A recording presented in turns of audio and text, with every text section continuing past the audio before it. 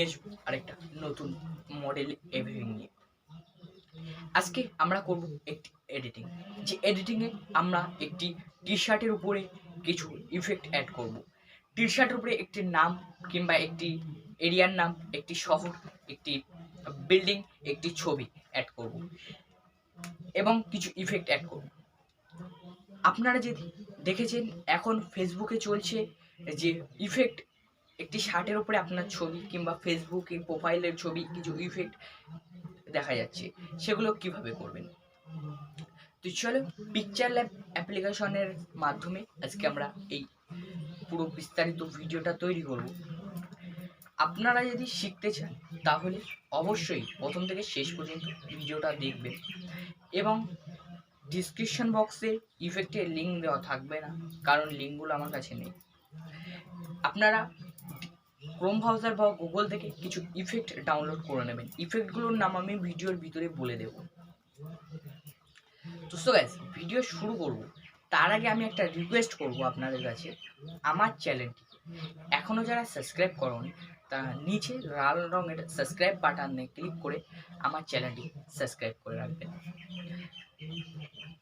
তো ফ্রেন্ড চলো এবার আমরা প্লে স্টোরটা ওপেন করব। ওপেন করার আগে আরেকটা কথা, যে এই পুরো ভিডিওটা আমরা মোবাইল দিয়ে করব এবং ল্যাপটপ পিসিতেও করতে পারি, কিন্তু ল্যাপটপ পিসিতে করবো না, কারণ অনেকে কি করে মোবাইল আছে, অনেকের কাছে ল্যাপটপ কিংবা পিসি নেই।